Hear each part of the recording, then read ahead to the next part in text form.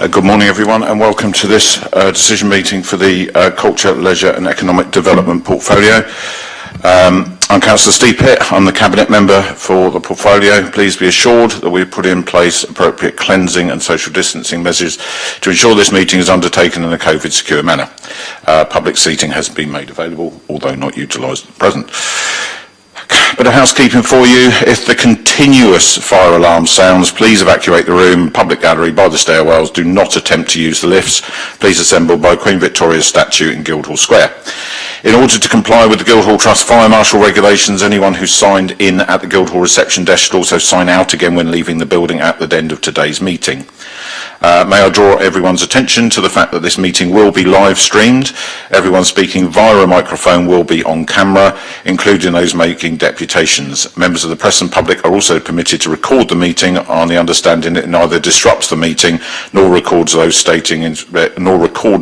stating explicitly they do not wish to be recorded. Please can everyone use the microphones, and please remember to switch them on and off when they've finished and to talk directly into them, please, because otherwise it gets lost on the live stream. We will start with some introductions. You haven't got a microphone, so okay, that's fine. We'll start at the back and work round, if that's okay, and then come into the front row.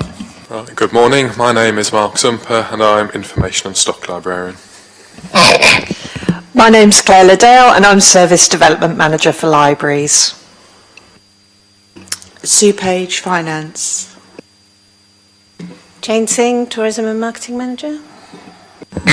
Councillor Russell Simpson, Hilsey Ward. You've cut out Dr. Jane Mee, but that's okay. Dr. Jane Mee, Museums and Visitor Services Manager. Councillor George Fielding, Central South Sea Ward and Labour spokesperson. Thank you everyone and welcome. Councillor Simpson's now laughing at his early intervention. We have apologies for absence today from Councillor Linda Symes, who is the Conservative Group spokesperson for this portfolio. We understand she's not very well and we do wish her all the best. Members, any declarations of interest today? No, both Councillor Fielding and Councillor Simpson have indicated they have no declarations. That takes us directly on to item 3, which is the library stock policy, and that's over to, is it Mark presenting? Yeah, thank you. Yes, this is a report on Portsmouth Library stock policy. As a bit of background, it's been several years since our last report on the stock policy, and we thought it was high time that we updated it. Also, the pandemic and the consequent lockdown has had a significant effect on stock usage by our readers, as you might expect. Physical issues of books from libraries are still less than pre-pandemic figures, while digital issues have shot up, particularly for BorrowBox, for e-books and e-audiobooks, and Press Reader for online newspapers and magazines. We've therefore had to reallocate the stock budget accordingly, and in particular put more money into BorrowBox. We also wanted to emphasise the library's commitment to providing free access to a range of books and content, following the CILIP, CILIP being the librarian's professional body, following the CILIP statement on intellectual freedom, access to information and censorship. We also wanted to update our policy on donations, as again we've seen a significant increase of donations in the last 2 or 3 years. And finally, as well as actually updating the stock policy, we also wanted to make it more visible to Portsmouth customers. So we plan to publish parts of this report on the library website to make our stock policy available to readers and indeed writers. So recommendations are that the Library and Archive Service publishes its stock policy and collection management policy on the Library and Archive Service website. This will inform the public on how the service seeks best value and that stock is acquired according to current legal guidance. Secondly, that the Library and Archive Service will purchase stock within the current legislation pertaining to libraries and publications. Thirdly, that the service continues to invest in digital offers, e-books, e-audiobooks, e-newspapers and magazines, and e-music, as demand for these services continues to grow. Fourthly, that of the unsolicited self-published titles donated to the Library and Archive Service, only those that are by local authors or about Portsmouth will be taken on for stock. Fifth, that the Library and Archive Service continues to purchase reference books that develop the Portsmouth History Centre collection. And finally, that a continuing programme of stock disposal is carried out. Thank you, Mark, very much indeed. No specific questions from me, but just to note that I'm aware that a couple of local authors have been introduced to the library service only in the last couple of weeks, both of whom have written very successful novels that are actually doing quite well, one with the children's market and one with the young adult market, and it's great that libraries are able to support homegrown talent, so thank you for continuing to do so. Members, any questions? Councillor Fielding? No questions, thank you. Thank you very much. Councillor Simpson? No questions. Thank you very much. Then please, for the record, note that those recommendations are accepted, and thank you very much for bringing this report and for spending some time with us this morning, but please don't feel that you have to stay for the rest of the meeting. I'm sure we've got more important things to get on with. Thank you both very much. Okay, the next item on the agenda is the Museum's Annual Review and Plan 22-23, and that's over, I think, to Dr. Jane Mee. Thank you very much, Councillor Pitt. The purpose of this report is to review achievements of Portsmouth museums in 21-22 and to present the service priorities for the current financial year. The priorities are shown in the plan on a page, which is Appendix 1.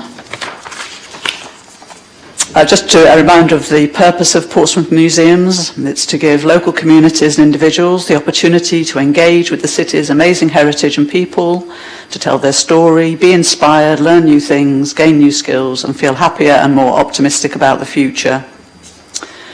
I'll start by just going through some of the things that we achieved last year. Obviously, a significant achievement is the reopening of the majority of the council's museums in May and June following the end of the coronavirus pandemic, with precautionary measures still in place, and an award from the Culture Recovery Fund helped facilitate that. And the visitor numbers last year at just under 200,000 were pleasing, especially in view of the late opening of the museums and the loss of visits at Easter. We did lots of sort of behind-the-scenes stuff or document-related things. So we completed the museum strategy as planned. We continue to prepare our application for accreditation. We're due to reapply this year.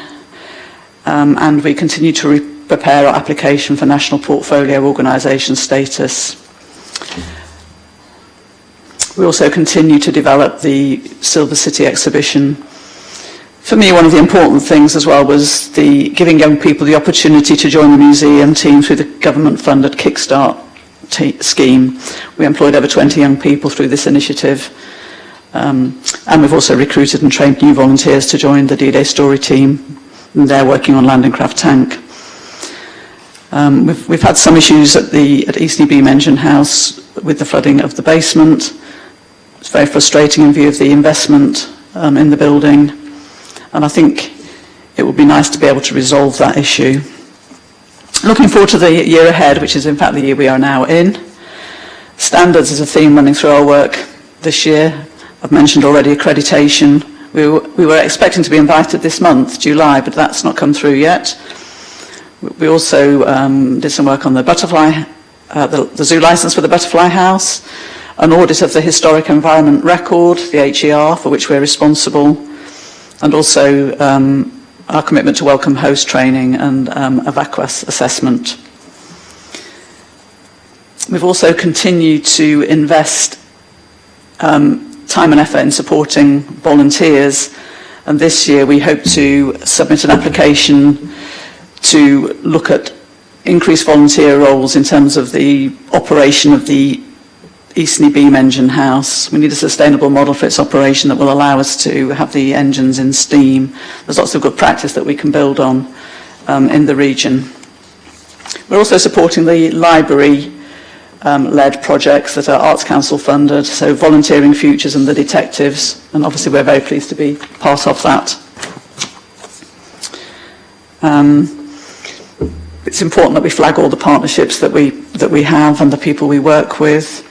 University of Portsmouth, the Dulverton Trust, funding from the Headley Trust for a Flora Explorer project, our work on the HAF programme, this year in partnership with Aspects Gallery, working with freelance specialists and creatives who all help us to deliver our programmes and activities, and of course our relationship with the National Lottery Heritage Fund and the National Museum of the Royal Navy in relation to Landing Craft Tank. This year, the D-Day story, the plan is to focus on commercial activity, particularly the development of a group offer.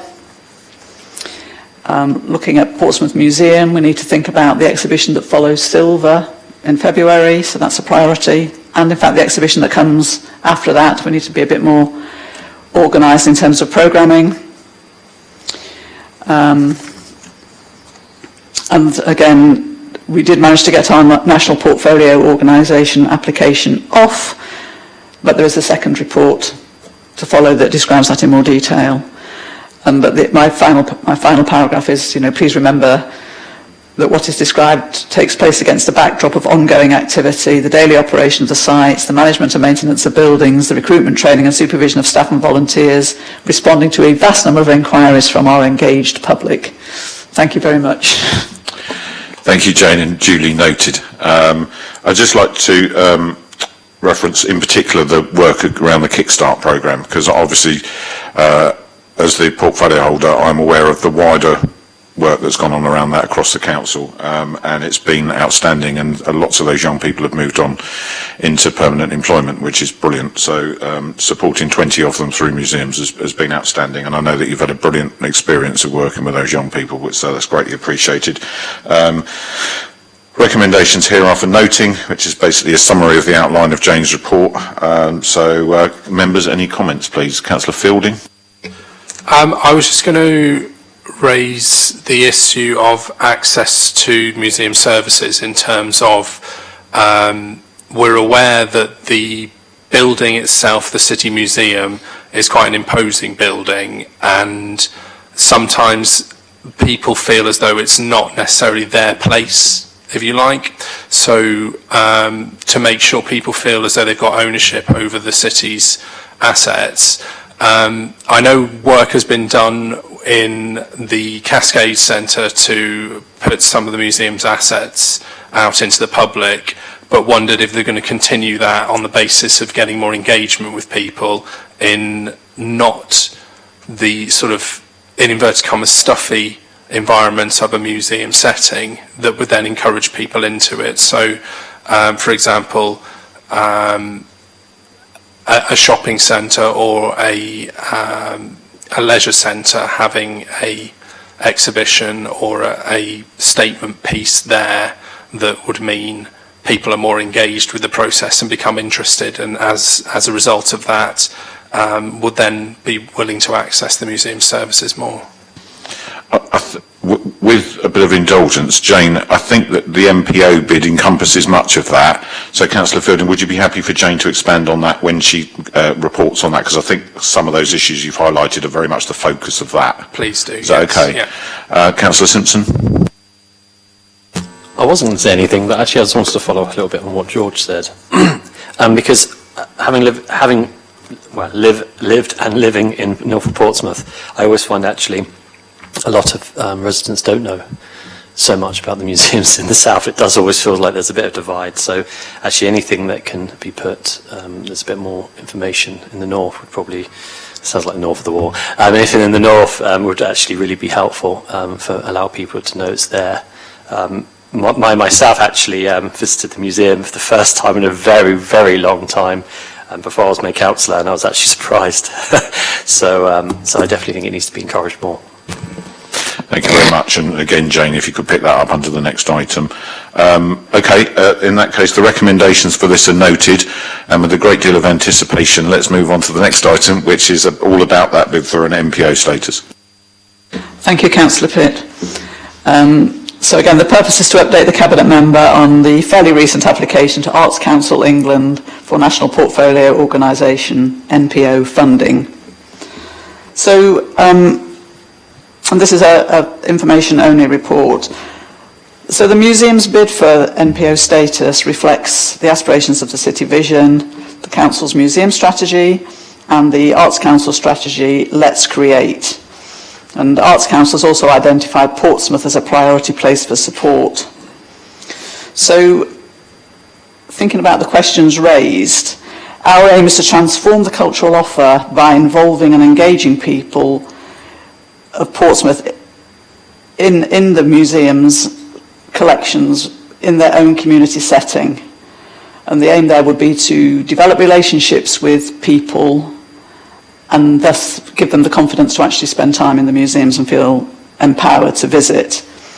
So the plan is to target people from some of the city's most socio-economically deprived and most diverse communities, from the Charles Dickens ward, Paulsgrove and Fratton wards, and also other underrepresented groups, enabling and empowering them to shape the development of the museum collections, our events and the exhibition programme at the city's museum. So we will follow a co-production model of working, and we'll be doing stuff with people, not for them. So ideally we would work in a genuine partnership with the city's residents and communities, and the focus would be people in the north of the city. And critical to achieving that would be the appointment of 6 new community connector posts actually drawn from the communities we plan to engage with. And these will be paid posts.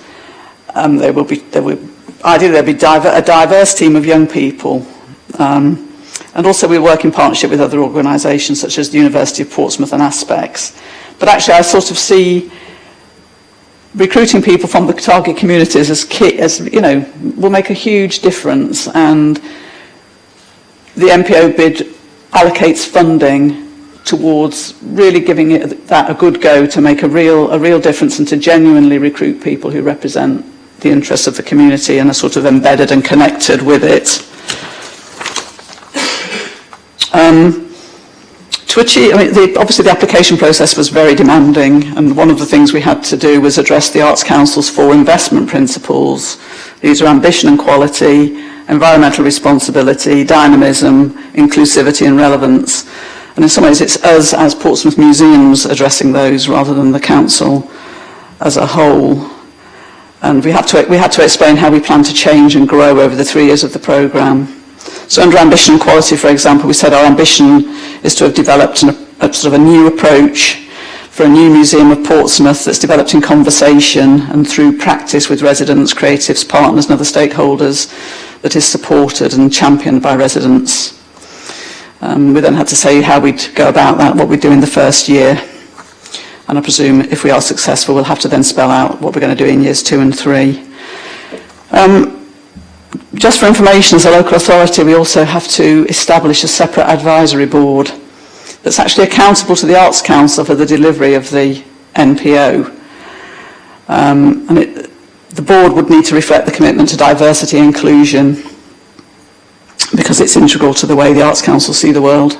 And we would share that aspiration as Portsmouth City Council. So in order to meet the NPO timescales, we've taken the step of convening a shadow advisory board so that we can get things in place should we be successful. So the bid was submitted in May. We'll hear the outcome in October. We've asked for just over £1 million for a 3-year programme. And if successful, the work would begin in April 2023. However, Arts Council have, the number of applications they've had is huge. It's well oversubscribed. It's very competitive. And although we have endeavoured to fully meet Arts Council requirements and aspirations, this is of course no guarantee of success. It would be nice to get the money. Who knows? Indeed, and I think probably just for a bit of additional background there, Jane, the reason that it's so oversubscribed in this particular MPO round is because the Cultural Recovery Fund opened up the Arts Council to hundreds, if not thousands, of organisations who'd previously never had any interactions with it, because the Arts Council was the distributor of that money, and everyone has therefore because of the Arts Council's covenant, it has to inform all those organisations, as well as the ones that it normally would, about the new MPO round. So I'm aware of a very large number of organisations, in fact pretty much everyone I speak to has put in an MPO bid. So I suspect we'll see a delay to October just for them to sift through all these. But we remain optimistic, and hopefully we'll do that. And if nothing else, we're setting the tone of where we want to see the museum service develop, and we may have to find alternative ways of doing that if we're not successful with the MPO, but hopefully we will be. And also, just for Councillor Simpson's benefit, I know part of the aspiration is about opening up the museum store for visits more regularly, and that would also, in your ward, Councillor Simpson. So I know that would be helpful, and I think, taking on board Councillor Fielding's comments, it might be useful to do a bit of a customer exercise, but perhaps an out and about exercise in saying, have you visited Portsmouth Museum, and if not, why not? And if we are getting answers back from people saying it's not a place for me, or I'm not somewhere I go, then we can look at how we have develop that relationship with the public. I do think the building, I've always thought that the building doesn't help. It is very imposing. It's not in the best location either, and whilst we would always want to see it retained as a cultural asset for the city, you referenced very specifically Museum of Portsmouth, something I've been passionate about for a long time, and we'll want to see that developed in a more modern and interactive way that was far more permeable, and something that the people of the city could take greater ownership of. So lots of things to get on with, and as usual, all dependent on the money. Members, further comments? Councillor Fielding? No, thanks for all of that. It was more to say, sort of fingers crossed on the MPO bid. If we're not successful in this round, I'm sure we'll continue to apply in future years and look for alternative forms of funding. But obviously the number of organisations applying for it may not be as familiar with the bid process. So in some ways, we have a leg up on that by being familiar with that and be able to put through a very thorough and well thought out bid, but who knows where it's going to fall, basically. I completely agree. Councillor Simpson? I hope we get the money. And on that note, I don't think there's anything further to add apart from to note the report, and thank you very much, Jane, for bringing it. So the next item on the list today is Bookfest. Thank you, Councillor Pitt. This is an information-only report to update the Cabinet member on the success of the 2022 festival and the return to in-person events following the pandemic. Bookfest was launched in 2010 by the Library and Archive Service, working in partnership with independent bookseller the Hayling Island Bookshop, and we've continued that partnership. And it's all been about promoting reading for pleasure and encouraging attendance at book events by those who might not ordinarily attend book events. It's a 3-week programme with best-selling authors and speakers. We also support local writing talent and creativity. We host various writing workshops to encourage writing amongst local people as well. This 2022 was the 11th festival, and it marked the return to in-person events following the pandemic. The 2021 festival had been delivered entirely online due to the pandemic and was very successful. So it's been interesting to see how audiences have responded to in-person events again. We did offer some events online, responding to feedback from attendees last year that they prefer to attend, prefer to attend events online due to commitments and responsibilities at home or access issues. Ticket sales were a little down this year on the previous couple of years, but we weren't surprised by that. The Omicron variant arrived in December, and so some people were still understandably worried about attending in-person events in February and early March. However, the good news is that of those who did attend, many verbally expressed to us how pleased they were to be attending events in libraries and venues again and having that opportunity to talk to other people and hear authors in person. In fact, it was interesting to note that ticket sales were far higher for the in-person events than the digital events.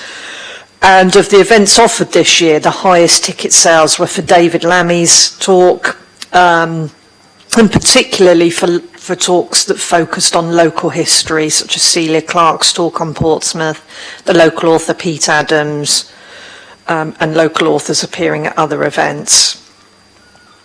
It's still very much a local festival. 48.2% of audiences came from the PO1 to PO6 area, and this is comparable with previous festivals, although we do attract a smaller number of people from outside of Portsmouth as well. We attracted more people. It's often been the case that the festival has attracted the 60-plus age group more than some of the other age groups. This year, however, we did see more, 5.5%, in the 11 to 20 age bracket, and that reflected the fact that we offered a number of writing workshops that attracted this age group and were for them. We also have been working hard to make the festival more accessible by presenting a more diverse range of speakers and authors. The David Lammy event drew a more diverse audience, and this year the university presented an event called Diverse Voices, which celebrated Portsmouth writing from different communities. This is a good start, but we acknowledge that Bookfest has more work to do on talking to different communities about the events they would like to see in future years. We've had some extremely positive feedback in 3.4 from people. That's just giving you a snapshot of some of the feedback we've had and what's been popular. Thank you.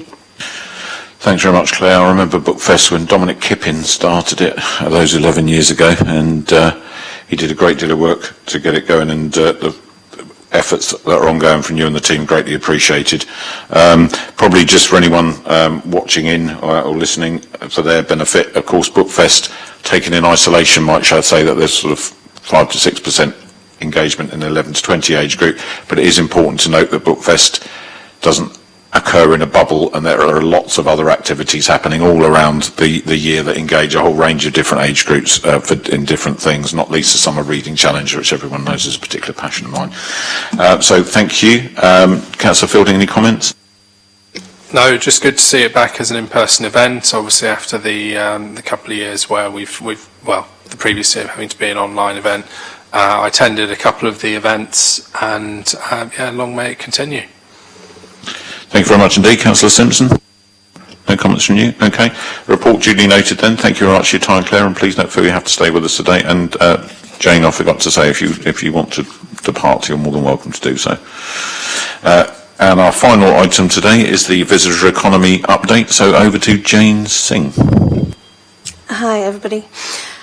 Yes, so this is an information-only report to update members on the Visit Portsmouth team's marketing activity between January and June 2022. This includes domestic and international marketing, partnership work and research results. It is, of course, important to continue to support local tourism businesses as we continue to move through recovery. Many of them are seeing good results now with good visitor numbers, but they have still not recovered financially. The report highlights in detail the marketing that's taken place in the last 6 months. This has included, in brief, a February half-term campaign, which included outdoor posters, radio campaign and digital marketing campaign. A campaign in March around English Tourism Week, which included, again, a campaign at London Waterloo, an outdoor campaign that was funded 50-50 with South Western Railway, and the launch of a Portsmouth in 2022 leaflet, which highlighted all the big events that were taking place this year and has since been distributed widely. Facebook and Instagram posts in this 6-month period reached 1.7 million people, and the Facebook page in itself has 37,300 likes, which we like to note is more than those of Brighton and Bournemouth. The report mentions the main season campaign with partners. The outdoor aspect of this has just finished, but the digital campaign continues right through the summer, and there'll be another part of the outdoor campaign in September after the summer holidays. Group marketing activity has also been taking place, and more of that is planned going forwards, and bookings are starting to increase in this market again. The international market, we attended Visit Britain's flagship marketing event, Explore GB. We had 60 meetings with international tour operators, online travel agents, those kind of people, and we had good feedback about Portsmouth as a place to visit, although recovery is still looking like 2024 at the earliest, really, for that international market. We work closely with the port to maximise the benefit of the grain cruise market and also to promote, of course, the ferry links between France, Spain and the Channel Islands. We want to make sure that those cruise calls have a wider benefit to the local tourism businesses in the city beyond the port, of course, and that's what we're working hard on at the moment. We'll have a number of future marketing events which will be in the next report because a lot of those take place in the off-season months. Meetings, incentives, conferences and events industry, that's been hit very hard, of course, by the pandemic. We're supporting partners in the city as this market recovers. We've attended online and in-person events for international and domestic buyers, and there is some interest, but again, this is a market that's just slowly starting to come back and will probably be quite changed, I think, because we've moved a lot of them to more hybrid events. Partnership working is, of course, key. We are a very small team. We work both locally with our local partners and broader with regional partners such as Tourism South East, and nationally we're part of England's Coast. We work closely with Visit England and Visit Britain. We've carried out some research this year. The visitor survey results from our online survey are attached to the report, and we also have a report from Tourism South East which is showing good visitor figures, but obviously a big reduction in 2021, 2020, 2020 mainly in the spend, obviously. And we'll get a final report later this year for the 2021 figures as that information comes in. Thank you, Jane. Thank you very much. And could you just tell us exactly how small your team is for anyone who's listening in? There's me, who also has a role in the operational management of our museums, and there's David Howells, who's our digital marketing manager and also works across the museums. We have a small information point at the heart, and that team does also obviously talk to visitors and sell the city. But yes, very small, minuscule. Perfectly formed. Yes, perfectly formed, but definitely minuscule. And in comparison, I can remember going back 12, 14 years ago, there were a lot more people to do basically the same amount of work. So I just want to note my thanks to you and David for all that you do, because for anybody reading this report, they think, gosh, there must be loads of these people doing all this stuff. And there's not, there's just you and David. But you do two things which in this context are particularly important. You ensure that the reach for people knowing about what we've got going on here is really impressive, particularly the organic elements of it, which shows that people are actively looking for things to come and see and do in Portsmouth, and that you do it on a shoestring, and you always secure huge value for money for the tiny budget that you have. And I know that you're hugely respected by the other partners in the city, so thank you for all of that. Councillors, any comments? No, thank you to the team, punching well above your weight in terms of what you do. I was just going to question, you mentioned briefly about the engagement with the cruise traffic coming into the port. I've known for the last sort of couple of years that they get sort of handouts on the cruise ships about different attractions within the city. Do we see a better engagement now than we have done over the past few years of the cruise traffic, or are we still seeing the regular thing which tends to be docking in Portsmouth and heading up to London and Salisbury? So, it's a challenge. It's always a challenge. I think, so some cruise passengers, they'll be coming into Portsmouth and they'll have had it billed as the London stop. And if they're their only time in England, they're going to want to go to London, and we can't really compete with that. What we can do, and we've been quite successful at, is everybody who's deciding to do something independent on the day, they can get off the cruise ship, they'll be greeted now, there's a much better service to greet those passengers, inform them about what they can do, and they can get on a free shuttle bus with the knowledge that they'll be able to get back on their cruise ship in time, that service is there, and that they won't miss it, because there's sometimes that kind of... So we're working really well, and I think more people are doing that, and they're visiting our attractions. On the other hand, we're also working with the shore excursion companies, and there's only about 4 that run all the shore excursions right across the country. So we've met with a couple of those already, 3 of them actually, 3 of the 4 this year, to just keep them thinking about Portsmouth. And they are starting to get demand for people not to travel miles, to do things more locally. So yes, I think in answer it will pick up. And we're going to have an event in the autumn where we will invite all local tourism businesses who want to get more out of the cruise business that they think they can work with, to meet with those shore excursion companies at an event and actually find out what they need, how they need to get cruise ready so that they can maximise their benefits. So yeah, it's getting better, we think, but it is always a challenge. Thanks, Jane. Anything else, George? No, thank you. Okay. Councillor Simpson? Kind of feel like George is stealing all my lines. Yeah, just thank you very much for working so hard considering the team's so small, so may it continue. Okay, that report's noted then, and there being no other business for today, that concludes today's meeting. So thank you to everyone who came along, and particularly to the members, and to Democratic Services for supporting us. Thank you very much.